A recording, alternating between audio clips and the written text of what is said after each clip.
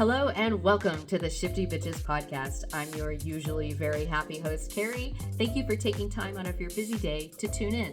I hope our time together provides you with some entertainment and a bit of inspiration. Let's get a little shifty, shall we? In this episode of Shifty Bitches, let's take a trip down memory lane.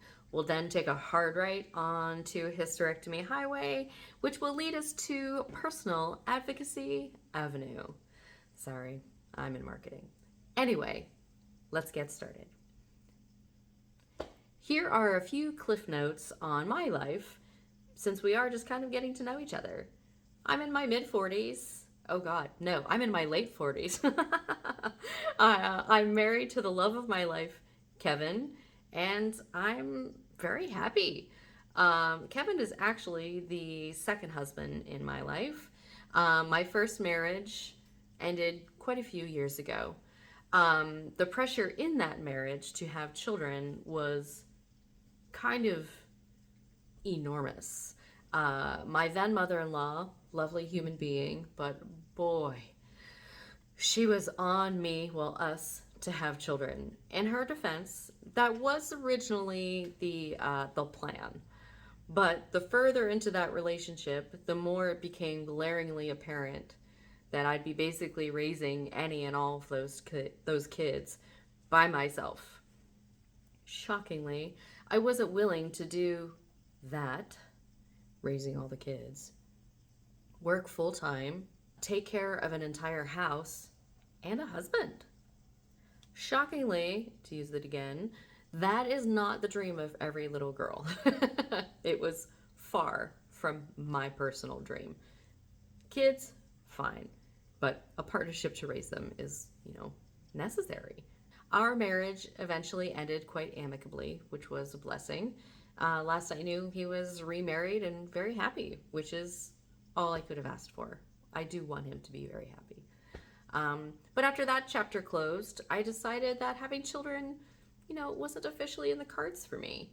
It wasn't something I ever really needed to do anyway, so I wasn't all that heartbroken about it. My sister, she was the one who needed to have a gaggle of children because she was just that super uber nurturing, incredible type. At that point, I was in my mid-30s and I was, 100% happy with that decision, like very okay with it. Relieved that the pressure was off, personal pressure was off. I started talking to my doctors about the decision to make it permanent, like medically. So like many of you and many women in the United States, I've been on birth control for over half of my life. That's a long time. I was sick of putting that in my body every single day. Psychologically, it just felt like poison, Now, I know it wasn't. It was just a mind thing. But why should I keep putting that in my body when one laparoscopic surgery could do the same thing, right? At least that's where my thought process took me. So, much to my surprise, my doctors, most of which were very evasive about such surgery, which is where things in this story get rather interesting. Now, I must tell you that everything in this story is true. This is not Hollywood, not blowing smoke. These things happened. When I first went to the doctor to discuss, having a hysterectomy, or at least having my tubes tied so I can no longer have children but keep all the other parts in there, what he said to me, and I quote, "What if your next husband wants kids?" I laughed and said, "Well, then he can find another wife." He laughed, my doctor, very, very, very awkwardly, so I could tell he was shocked and rather uncomfortable, but I was so taken aback. Like, this is the man I'd known for years, actually had a great, working relationship with. Like, why? I couldn't believe he was serious, right? Like, it's not 1945. Like, it was beyond the early 2000s. Like, come on.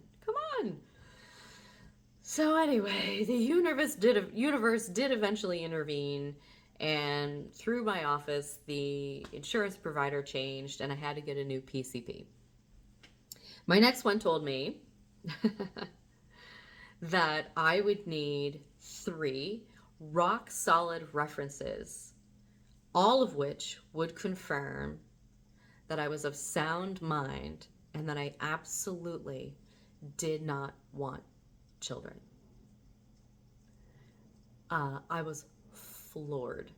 I could not believe, like, references? References are for a job. References are for surgery. I'm not asking you to take an arm. I'm asking, like, anyway. So I wasn't 18 asking for something on a fucking whim. I was over 30 and I knew what I wanted, you know? So at this point, after passively and aggressively asking, I just decided, you know what? I felt totally defeated. My only option was to ride this birth control train all the way through to menopause. Um, so, fun fact as a part of this story, none of these doctors asked me about my exceptional painful periods. And I've been talking with them about it for over 10 years, like, but it got pushed off because, Midol was helping. It was helping with the headaches and all this other stuff. So that'd been solved. Like, we didn't, I guess in their minds it had been solved and we didn't need to move on to anything else. So that was in the medical side of my life. But in the personal side of my life, I was out there and I was dating and I was on dating apps, and my life decision to not have children affected those areas also. Turns out a large number of men want more kids when they choose another person to be in their life, So, I mean, good for them, but no, thank you. I'm out. Like one guy flat out told me that he wanted a woman to be barefoot and pregnant and raising his kids while he was at the office. I mean, good for him for knowing what he wanted and sticking to it. That's what I was doing too, but whoo, I am not your girl. Like, no thank you. But I never buried the lead, like I was always open and honest about my life position and deciding not to have children. In fact, I added it to my online profile because so many people didn't believe me when I actually told them. So they did ask a lot of questions and it led to some interesting conversations. But at the same time, I was super annoyed because nobody blinks an eye if a guy doesn't want to have any more children or children at all. But that's okay. Whatever. Life finds a way to sorting itself out. So at this point in this podcast, I should tell you that I don't actually hate children. Children are wonderful. The world has blessed me with some of the most wonderful nieces and nephews and cousins, and my friends have incredible kids that are part of my life. I just don't need to make any tiny humans of my own. There are so many out there. Like, I'm good, And since we're being super honest here, or at least I am, if I had met my husband sooner in life, we probably would have had a few kids of our own running around the house. We would have had, VW Atlas or some sort of third row Subaru Ascent or something full of, tiny, happy, crazy kids who are just kids. We would have been great parents together, but, that's okay. But fun fact, my husband does actually have a daughter, and God, she is just wonderful. She was 11 when we first started dating, and in my mind, it was the perfect situation. I get to have a wonderful man in my life and his wonderful daughter, and that's it. I absolutely won the life lottery in those two categories for sure. Now, nothing's perfect. Nothing is ever perfect. But that situation was and has been just fantastic. So that's how things went for me. I went along living my life, my best life, taking birth control, having terrible period pains, suffering from hormonal migraines for a bajillion years, taking lots of Midol, and happily living my life without bearing children. Now, fast forward about 10 years or so, and my sister dies from ovarian cancer. Awful, awful stuff. More on that in another episode because that's, yeah, gonna need more time on that one. Um, but anyway, so when something like that happens in your life, in your orbit, your universe, um, it triggers something deep, deep in your psyche. And for me, one of those things was it was time for me to stop sitting on the sidelines of my medical life. You know, I was done with the BS of birth control and painful periods and the constant worry that I would end up a 40 something year old with a goddamn infant. You know, no more. It was time to fucking fight for myself.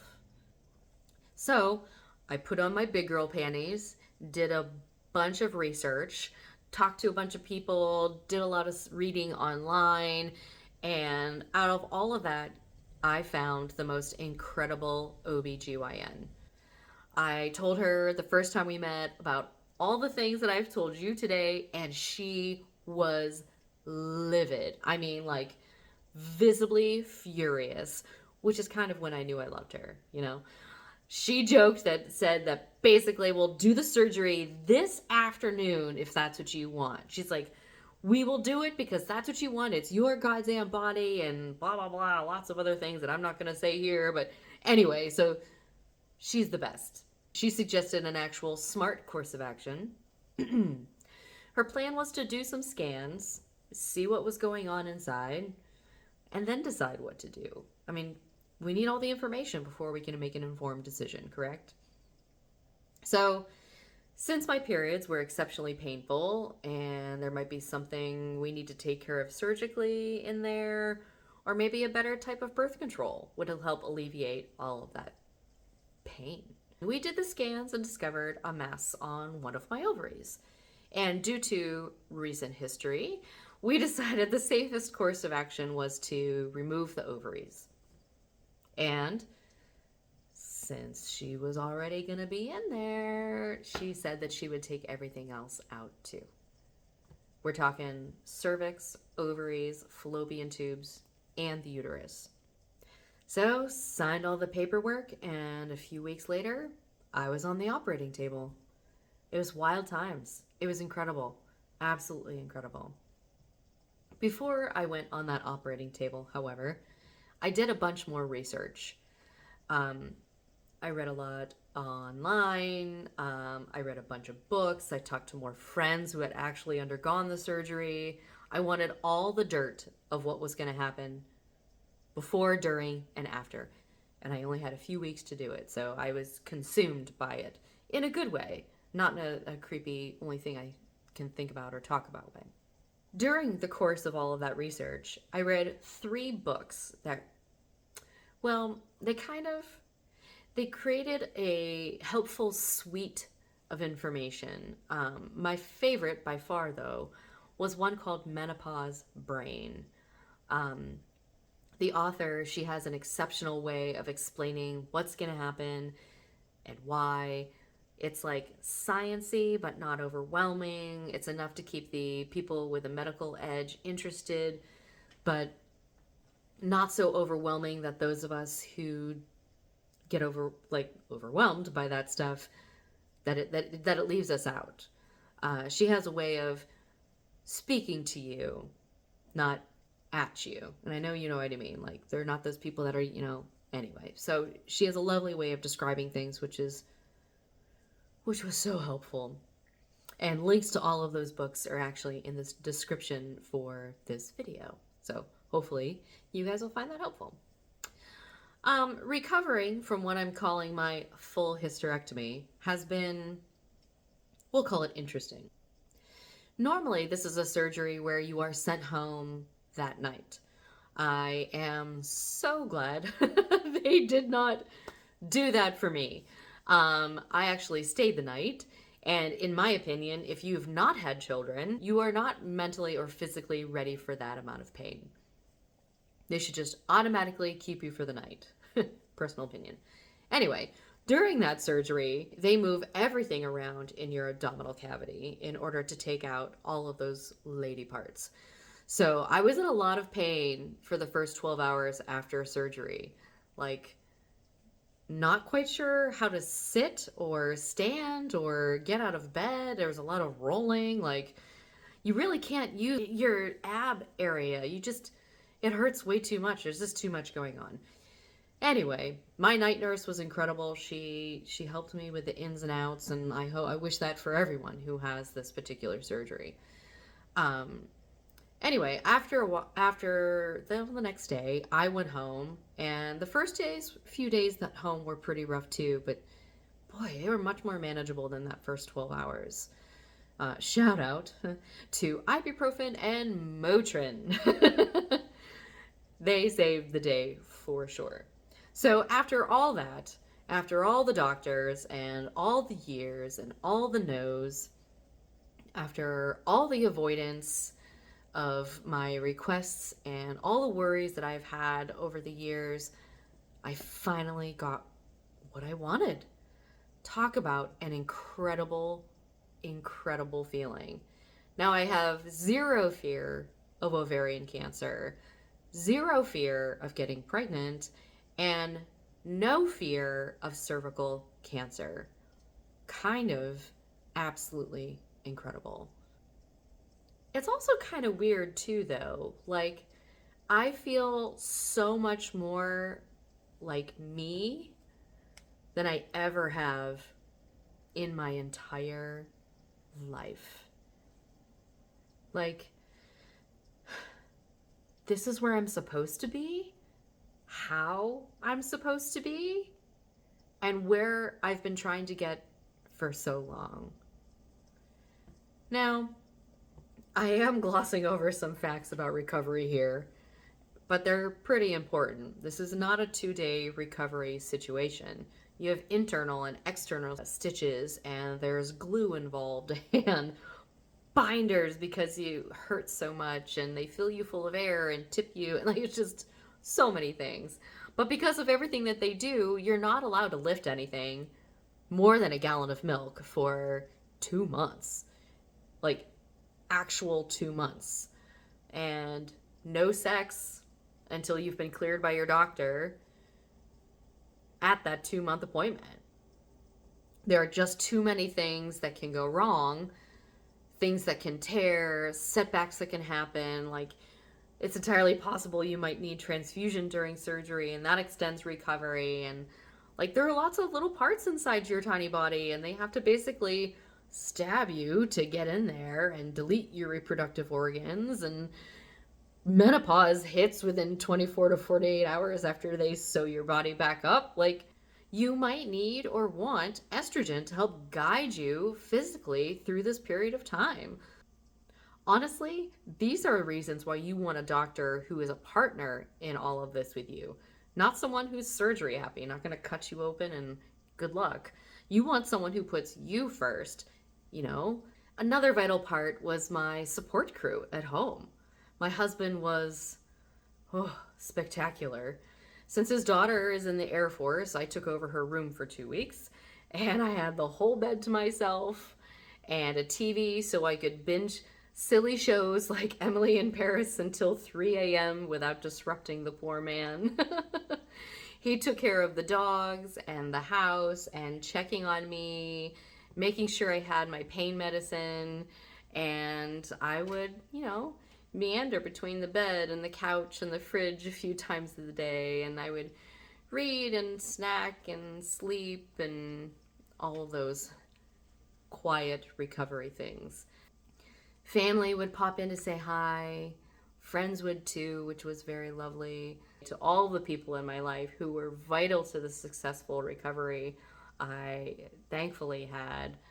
I love you guys.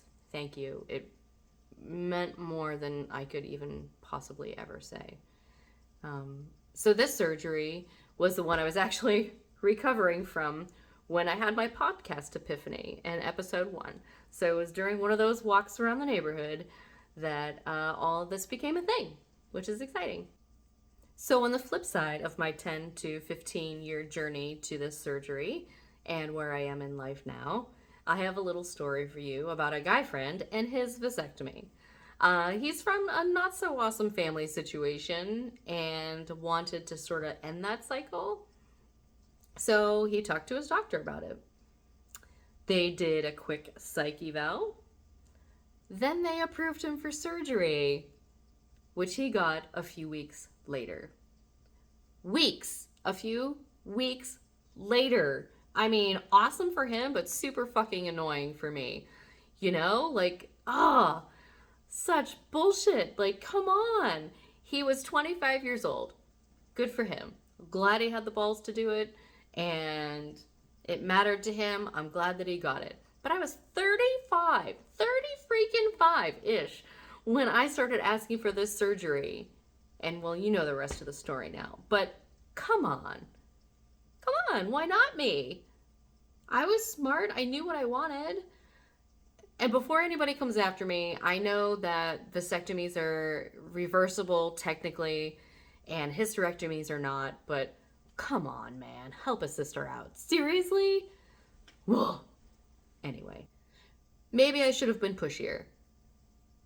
Maybe lots of different things.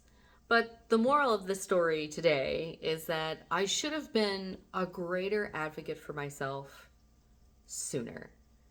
I could have saved myself years of aggravation, years of terrible period pains, years of worry about getting pregnant, and from putting thousands of birth control pills into my body. But everything happens for a reason, right? God, sometimes I hate that stupid saying, but truly, it's true. If I'd gotten the surgery sooner, like I wanted, I never would have met my incredible doctor and her exceptional staff who have been with me through every single step of this journey. And ultimately, that's what I wish for you. I wish for you an incredible doctor, an incredible doctor's office who will be partners with you while you're walking this earth. If you don't have that, knock it the fuck off. Start asking around. Who goes to what doctor? Why do they like them? How long have they been going to them? How old are they? Where are they? Find someone who gives a shit. My doctors, both my OBGYN and my PCP, are exceptional human beings. And I am thankful for each of them every single day that I breathe. I can reach out to either one of these ladies and actually hear back. I can call them, I can message them with any question, and I know with absolute certainty that I will hear back. It might not be within 5 minutes, it might take a day, but I know I will get a response. And if they don't have the answer, I know they will try to find it. They will research. They are part of this journey with me. If you can't say that, or if going to a doctor for you is a fight or awkward or not helpful, start shopping for a new doctor right now. You deserve that. You deserve better. Be your best advocate. Find a doctor that jives with you, that will call you out on your bullshit, that will help you along these roads. Why wouldn't you do that for yourself? You have one body. This is a great gift that you can give to yourself. Have partners in your healthcare. It matters so much. You deserve it. Got it? As always, thank you for tuning in to the Shifty Bitches podcast. I am honored you chose to join me, and I look forward to shifting to another topic with you very soon. Ciao.